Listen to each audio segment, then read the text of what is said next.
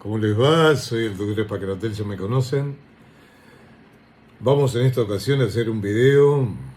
En lo posible vamos a hacerlo lo más breve, dedicado como siempre a los estudiantes de Derecho, a los profesionales del fuero contencioso administrativo y del derecho procesal constitucional, ¿verdad?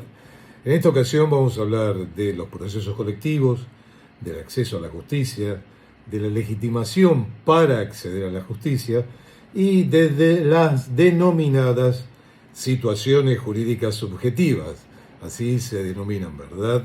Es muy importante distinguir liminarmente qué se entiende por situación jurídica subjetiva y qué se entiende por relación jurídica subjetiva.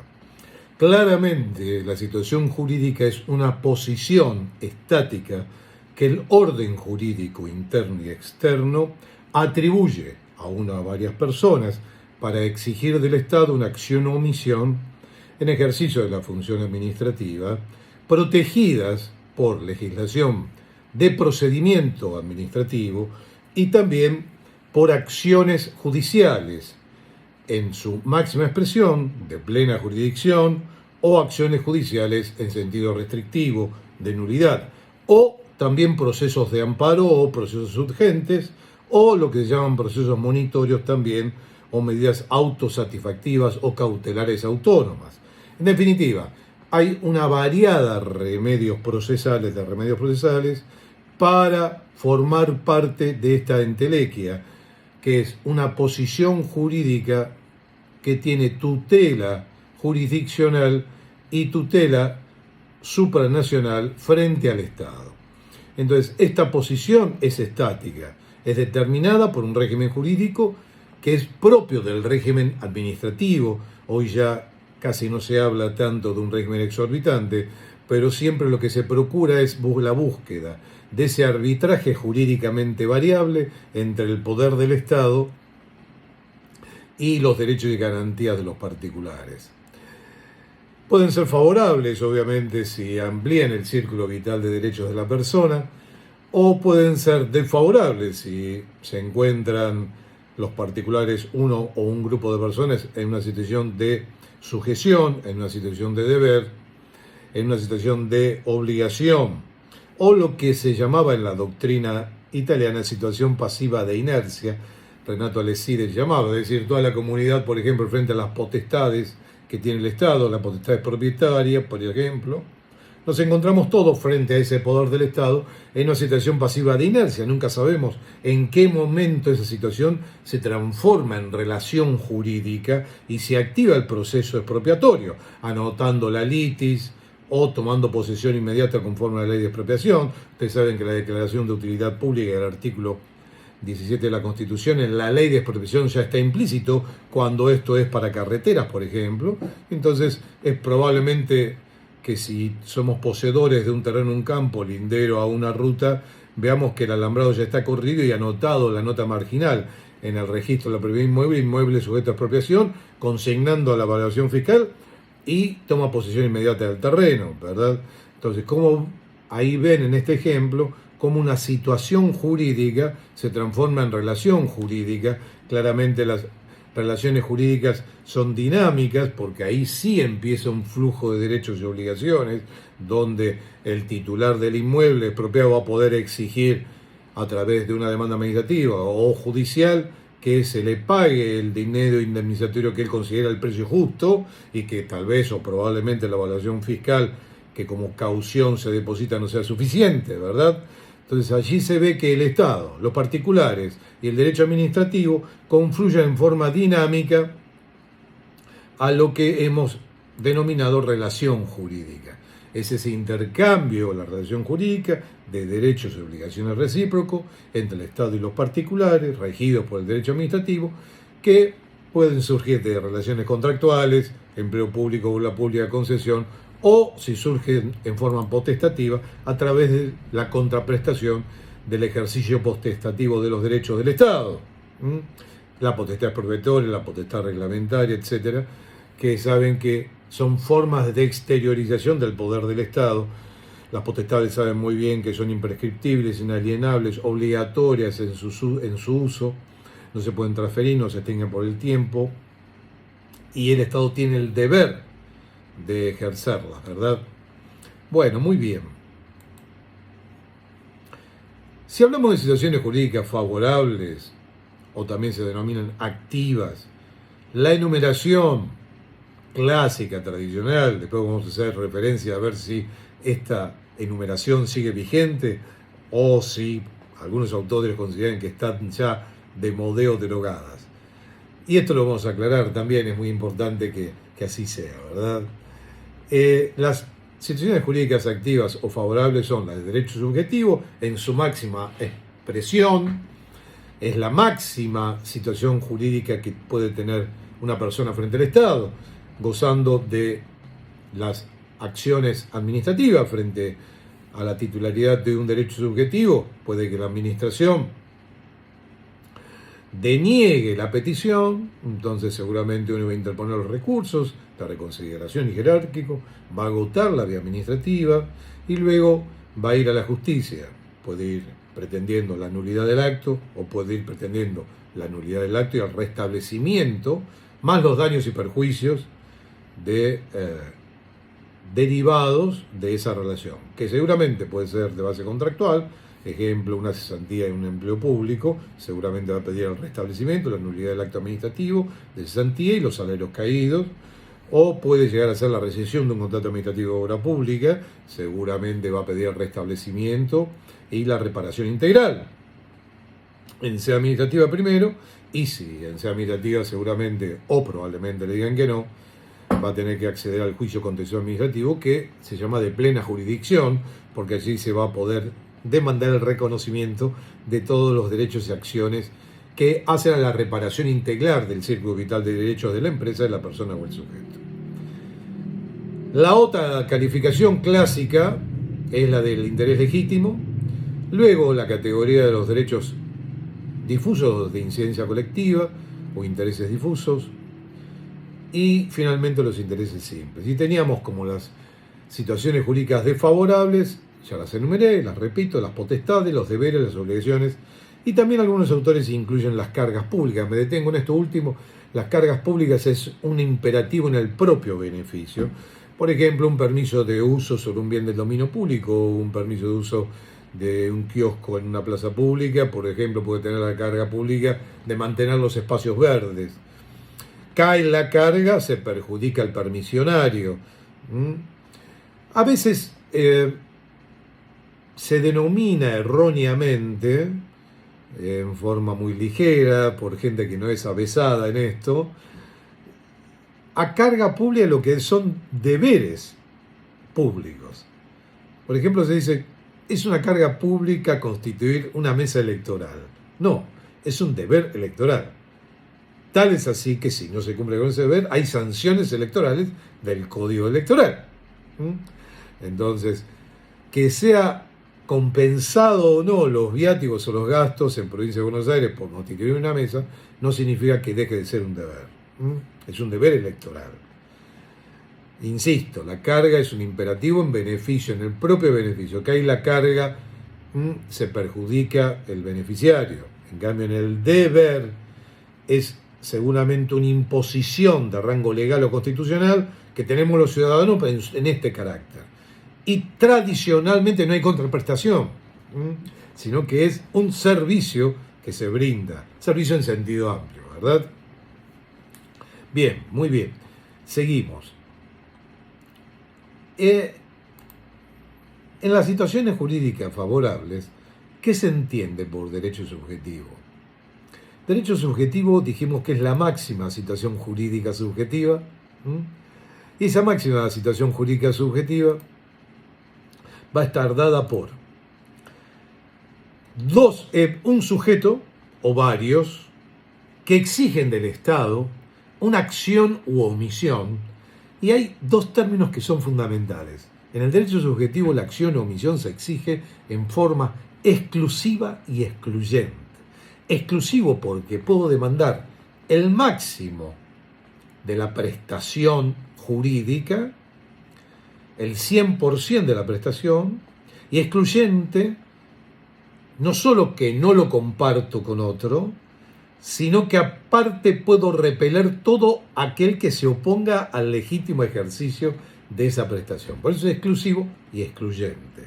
No importa que sea un sujeto o varios, pero todos ellos pueden exigir el 100% de la prestación, no la comparten. Bien, y para esto tengo una protección jurídica máxima, recursos administrativos, reclamos y recursos de consideración y jerárquico y agoto la vía, y recursos judiciales, tanto la nulidad del acto como el restablecimiento del derecho más los daños y perjuicios. Entonces, cuando hay exclusividad, es muy importante distinguir cuando hay exclusividad, porque hay o un sujeto pretensor y una prestación debida, un contratista de obra pública que pide reparación del contrato porque se le rescindió el contrato, o una cesantía ilegítima que pida el restablecimiento del derecho, la nulidad de la cesantía y los salarios caídos. O puede haber muchos sujetos pretensores y muchas prestaciones idénticas que se reiteran, por ejemplo, en un beneficio jubilatorio. El ANSES o el IPS, el Estado, está obligado a otorgar tantos beneficios como tantos sujetos se encuentren con 65 años de edad y 35 años de muerte. En definitiva, en todos esos casos, aparte de estar reglado, va a poder reclamar en sede administrativa, va a poder ir al ANSES, va a poder ir al IPS y luego va a ser la acción judicial. Las famosas acciones judiciales para los beneficios jubilatorios que llegan a la justicia, y algunos hasta han llegado a la Corte Interamericana de Derechos Humanos, ¿no? Los restablecimientos. ¿Qué pasa con el interés legítimo? El interés legítimo es concurrente y coincidente. Hay muchos sujetos pretensores, pero todos esos sujetos comparten una situación y el Estado se obligó a otorgar menos prestaciones que la cantidad de sujetos puedan existir. Ejemplo, en un proceso licitatorio de una obra pública se presentan 3 o más oferentes. Claro. A un proceso licitatorio conforme a derecho van a tener un derecho subjetivo a la transparencia, a la igualdad, a la publicidad. Ahora, a que le adjudiquen la obra, el Estado no se obligó a entregar tantas obras públicas como oferentes exista. Claramente, si hay 3 empresas cotizantes y una obra pública, seguramente la oferta más conveniente va a ser una. Por eso se dice que no es discrecional, sino que, en definitiva, hay una doctrina que se denomina de los conceptos jurídicos indeterminados. En definitiva, detrás de ello subyace una situación reglada. Es decir, la oferta conveniente va a ser una sola, lo mismo que el precio justo en la expropiación. Y luego, claramente, la protección de aquellos que titularizan una situación de interés legítimo es demandar la nulidad del acto con reenvío. Probablemente agoten la vía, le sigan diciendo que no a la empresa que quedó desplazada en la licitación, y luego va a la justicia y ¿qué pide? La nulidad del procedimiento, sí, pero difícilmente un juez le otorgue la obra pública. Puede anular el proceso y reenvía. ¿Y por qué hace esto? Y hace esto porque el Estado no se obligó a otorgar tantas obras públicas como oferente exista. Ocurre también en los concursos, en las licitaciones, los concursos del Consejo de la Magistratura, cuando hay postulantes que piden la nulidad del proceso de selección. Pero muy difícil le pidan a un juez que lo nombre juez o que lo incluya en la terna. Seguramente va a revisar el juez si el proceso fue conforme a derecho de selección, las pruebas, los puntajes, las entrevistas, la motivación del acto, si no hay desviación de poder, si no hay vicio en la finalidad, pero a lo sumo anula y reenvía o suspende el proceso, alguna medida cautelar, pero seguramente no va a poder otorgar el cargo. Entonces, es muy importante esto, para lo cual es necesario distinguir legitimación de ser parte en un proceso judicial claramente con la doctrina del caso o causa, hoy esta distinción estaría de modé, estaría desterrada. El 166 de la Constitución de la provincia, junto con el acceso irrestricto a la justicia, el artículo 15, garantizan que en la medida que exista un caso, ¿qué significa que exista un caso? 116 de la Constitución Nacional, la reserva del caso federal, artículo 14 de la Ley 48 o 24, Ley de la Organización del Poder Judicial de la Nación. La Ley 24 o la Ley 48, artículo 14, primeras leyes de la Organización Constitucional de la Nación, hacen de que hoy, a través de lo que denominamos el artículo 41 y 43 de la Constitución Nacional, mientras exista un caso, todos podemos acceder a la justicia, por sí o de manera refleja, a través de los sujetos o representantes promiscuos que son el defensor del pueblo o las asociaciones que propendan a esos fines. Entonces, una situación jurídica distinguible es aquella que nos permite ser parte legitimatio al proceso. Hoy, mientras exista un caso, todos podemos ser parte. Y otra muy distinta es legitimatio ad causam activa, es decir, estar legitimado en la causa, ser titular del derecho, luego a ver qué alcance tiene mi pretensión.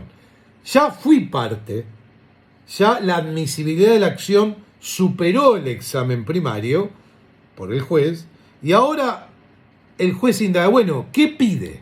El medicamento tiene un derecho subjetivo. ¿Qué pide? La obra pública en una selección. Anulo y reenvío, no otorgo. Y para esto, seguramente la división de derecho subjetivo e interés legítimo subyace como una prueba de control. No ha quedado derogado. En esto es que yo trato de hacer hincapié. La doctrina del caso y causa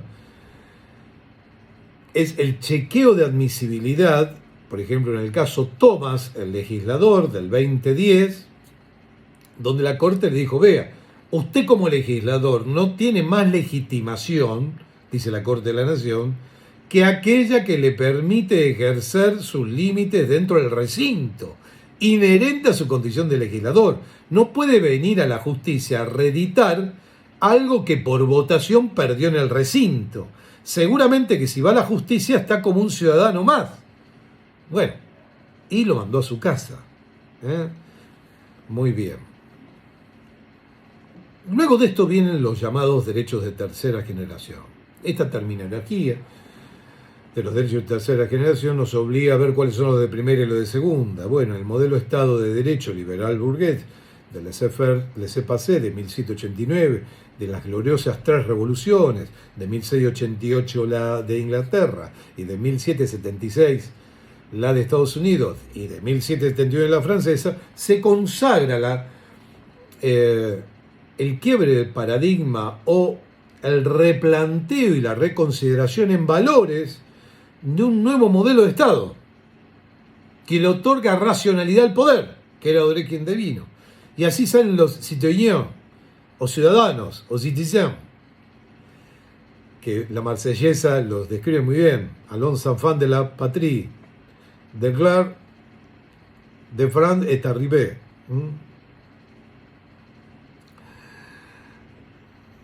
De esta manera, entonces, vemos cómo los ciudadanos son verdaderos portadores de derechos subjetivos frente al Estado a través de este quiebre del paradigma.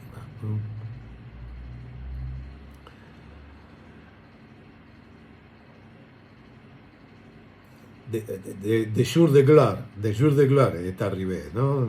Estoy memorizando el himno. Este día de gloria arribado. Hecha esta aclaración, a partir de la Segunda Guerra Mundial y la Declaración de los Derechos del Hombre y del Ciudadano en 1790 y todos los pactos de derechos humanos y el Pacto Universal de Derechos Humanos de 1948, aparece inherente como a la dignidad humana en los derechos humanos, el reconocimiento preexistente de toda declaración iuspositivista. Hoy ya es un valor de la humanidad y constituyen derechos inalienables del ser humano que se denominan de tercera generación. Y ya todo el mundo occidental, nadie los discute, tienen el consenso universal y en nuestra Constitución están incluidos en esos 9 pactos más los 2 pactos más 11 pactos originarios del artículo 75, inciso 22. Estos derechos de tercera generación vienen de la mano de una concepción también que Joseph Stiglitz denomina globalización. ¿Qué es la globalización? Significa que todos dependemos unos de otros y las distancias ya no son los confines de la soberanía, como decía Cicerón, el territorio de un Estado, sino que ese núcleo de derechos que como halo portamos por todo el mundo está globalizado. Los pueblos del mundo es como que se vuelve a la Biblia, ese precepto bíblico que habla de que la tierra es nuestra aldea global, ¿verdad? Y aquí es donde vamos a analizar los derechos colectivos medioambientales, con la Conferencia de las Naciones Unidas sobre el medio humano, sobre el desarrollo. Esta conferencia, a través de las Naciones Unidas, celebrada en Estocolmo en 1972, en Suecia, provoca lo que también se denomina este informe Brundtland, que era la ministra de Medio Ambiente de Noruega. Y en la conferencia de Estocolmo en 1972 surge el famoso principio del artículo 23, ¿verdad?, donde toda persona de conformidad con la legislación nacional de cada país claramente tendrá la oportunidad de participar, y dice, en forma individual o colectiva, ya en el año 72, en procesos de preparación de toda decisión que concierne directamente al medio ambiente, bien jurídico tutelado, insusceptible como objeto de aprehensión individual, con una indeterminación subjetiva que puede llegar esa indeterminación a la comunidad mundial total frente a la lluvia ácida de Chernobyl, por ejemplo, que terminó generando daño futuro, incierto en el norte de Italia, cambia el paradigma del derecho procesal de la acumulación subjetiva de acciones, cambia la noción del daño cierto, jurídico y actual, porque en el medio ambiente es futuro e incierto, cambia el sistema reparatorio y cambia la noción de cosa juzgada, que ya no es interpartes, sino que es erga omnes. Entonces, ese es un quiebre de paradigma que trata de recoger el 43 y la ley de amparo, la nacional todavía no fue modificada, pero sí el artículo 41 y 43. Y en 1987 aparece el documento Nuestro Futuro Común, que es ese informe Brundtland. Y ese informe Brundtland, de alguna manera, lo recoge el artículo 41 en medio ambiente, el 43 del amparo colectivo, que lo que procura es que se equilibre el natural avance del conocimiento al desarrollo humano, que es la tendencia natural del hombre a desarrollarse hacia el bien común, crecer, desarrollarse, expandir, proyectar su modelo de vida, cómo quiere vivir, hasta alcanzar la dignidad humana, la máxima exteriorización o aspiración a la que un ser humano quiere propender. Pero mientras ese desarrollo del conocimiento avanza, que sea sin comprometer las generaciones futuras. Es decir, lo que se denomina desarrollo sustentable o desarrollo sostenible, ¿verdad? Bueno, bien. Perfecto. Tenemos un objeto, que es el bien jurídico tutelado. Tenemos un elemento subjetivo, que es la indeterminación subjetiva que alcanza a la comunidad en su conjunto. Y tenemos un reconocimiento expreso o implícitamente normativo. Digo implícitamente porque existían los derechos de incidencia colectiva. Recuerdan el fallo Catán, década del 80, no estaba la Constitución modificada y sin embargo, ¿qué ocurría? ocurrió ese fallo del juez Garzón Funes Hijo, del juzgado federal número 1,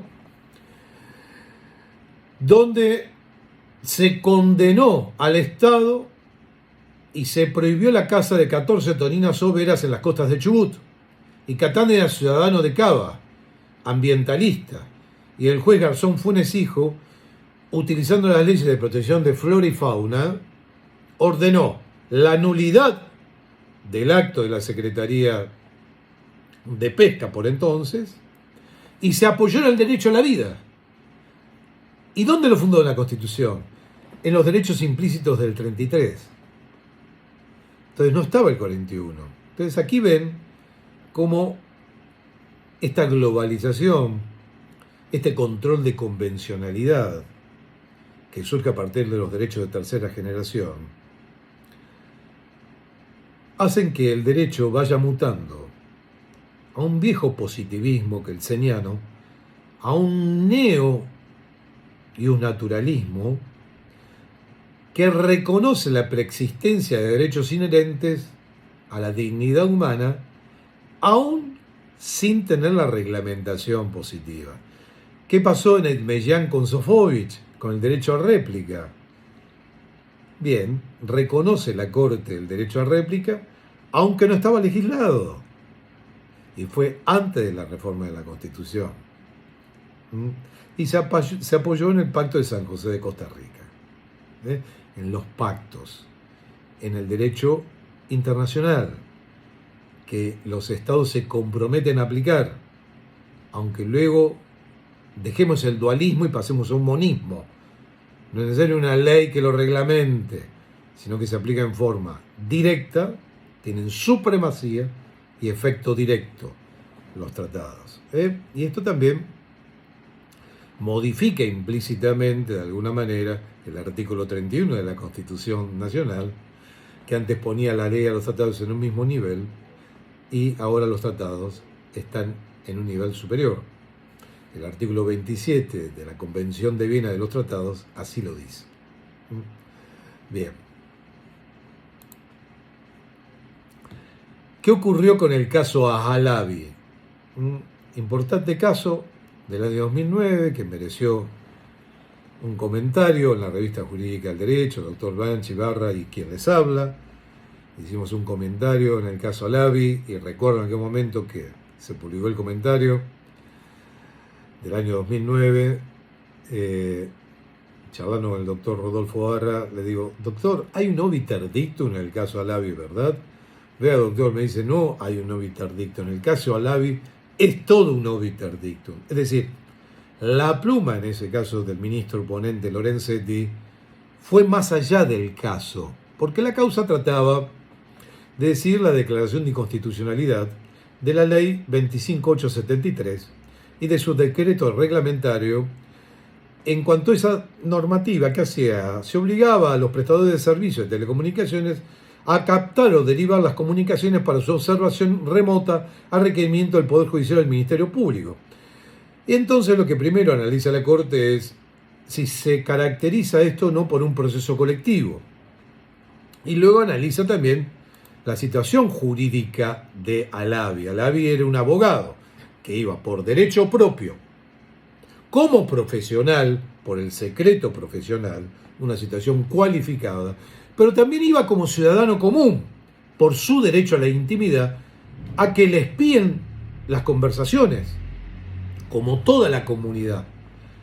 Ahora, como profesional del derecho y su diálogo, por ejemplo, si es abogado penalista, con una persona que está requerida por la justicia y él tiene que defender, pero no tiene la obligación de declarar contra su propio cliente, entonces ese diálogo que tenga con su cliente a través de alguno de los medios de transmisión de datos, ya mail, WhatsApp, etc., tiene como profesional que estar preservado en el secreto profesional.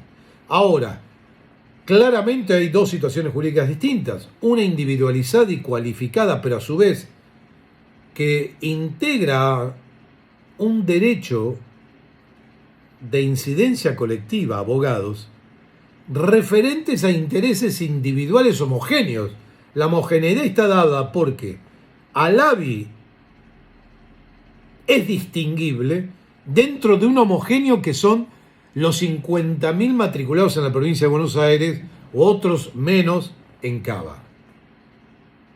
Pero es de incidencia colectiva el derecho portador, pero se individualiza. Ahora, puede haber derechos de incidencia colectiva que tengan por objeto bienes colectivos, y para esto, en este caso, vamos a ver que en este supuesto están los entes exponenciales para la tutela del medio ambiente, de bienes colectivos y derechos colectivos o de incidencia colectiva de bienes colectivos, el medio ambiente, los recursos paisajísticos, el urbanismo, los derechos a los consumidores y usuarios, están el defensor del pueblo y las entidades intermedias que propendan a esos fines. Y luego están los derechos individuales, que es el derecho a la salud y el insulino, me expresé mal, los derechos individuales, el derecho a la salud, y una persona insulino dependiente que demanda contra el IOMA la entrega de insulina, pero allí el derecho a la salud se transforma en derecho individual, aunque en su base el derecho a la salud sea un derecho colectivo. Bueno, bien. Claramente esto lo explica Davi en las 3 categorías. Por eso se dice que legisla más de lo que dice el 43.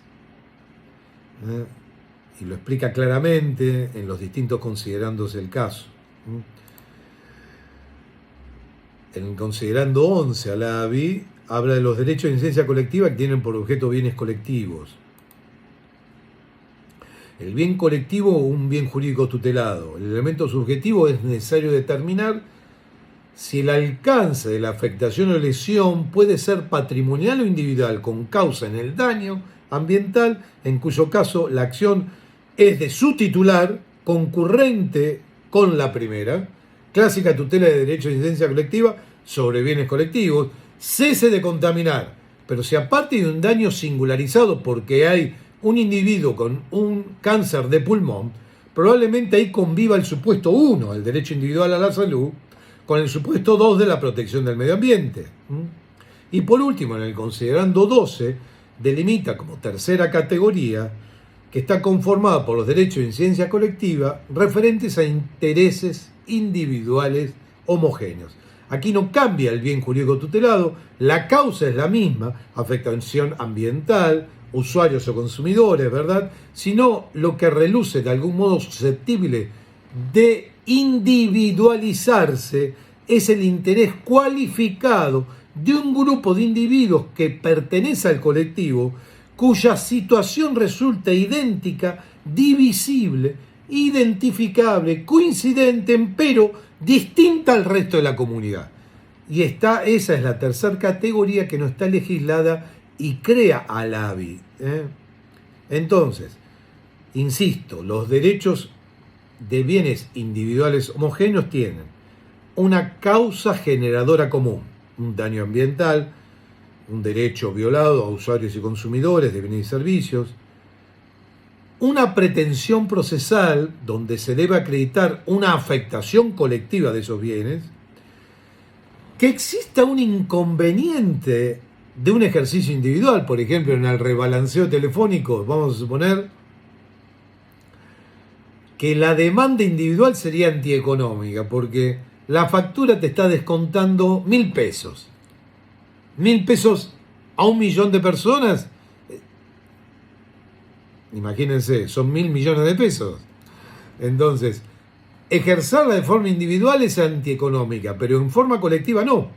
Y la Corte dijo que la procedencia de este tipo de menciones o acciones requiere la verificación de una causa fáctica común, una pretensión procesal enfocada en el aspecto colectivo de efectos que de hecho y la constatación de que el ejercicio individual no aparezca plenamente justificado, siempre incluso de lo cual también procederá cuando, pese a tratarse de derechos individuales, exista un fuerte interés estatal en su protección, sea por su trascendencia social o virtud de particulares características de sectores afectados o vulnerables, ¿verdad?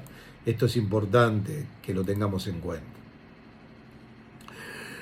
Entonces, en Alavi los requisitos son la existencia de un hecho único y común, la lesión afecta a una pluralidad relevante de personas, que la pretensión esté enfocada con efectos comunes respecto a aquel hecho, que el ejercicio individual de la acción no se encuentre plenamente justificado,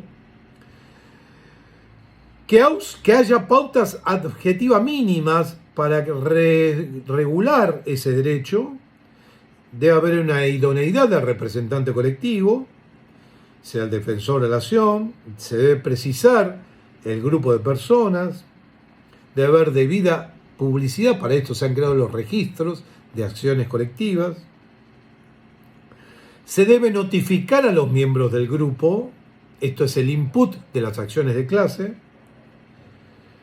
y para esto, entonces, tanto la Suprema Corte de la Provincia como la Corte de la Nación ha creado un registro de amparos colectivos.